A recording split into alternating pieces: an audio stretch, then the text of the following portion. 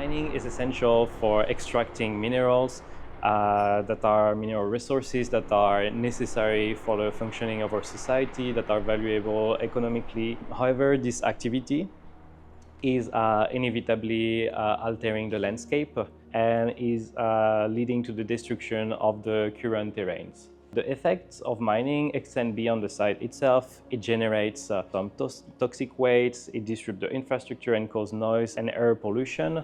But on the other side, it also affects more broadly the society and the social and economic fabric by creating direct jobs, by also creating indirect jobs so far, and redistributing wealth to the local communities and expanding infrastructure.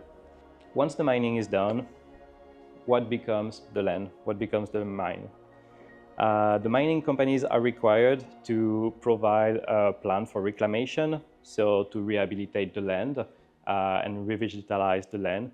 So they are required to plan this reclamation ahead before the operation begins. And this reclamation plan is going according to the current laws, to the current regulation, and also to the current knowledge of things.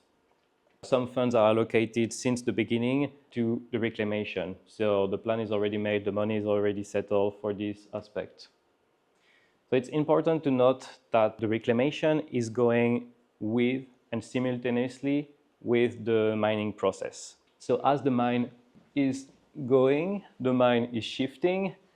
So we have the natural vegetation that is being destroyed, the mine is taking place, the excavation is going on, and after the mine finished excavating what they wanted over there, they move a bit further. The leveling is happening to put back the soil on the place, and then after we have the reclamation process that is taking place to put back some vegetalization, some trees, plants, different species. There is two main methods of reclamation. The first one is recultivation and the second one is succession.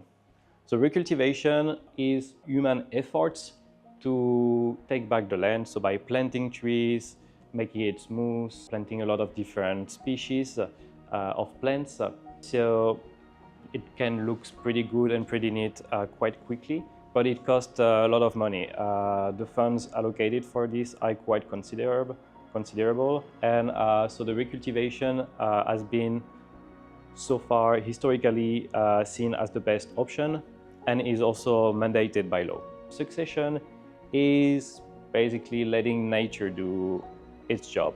It can also look very similar to recultivation, and also it has a very important benefit that succession can host much more biodiversity, much more diversity within its land than the recultivation.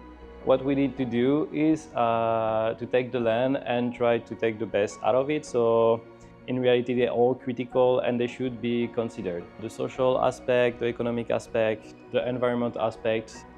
So the post-mining sites, they offer to build a different type of future with the renewables, with the local history, with creating recreational area for communities.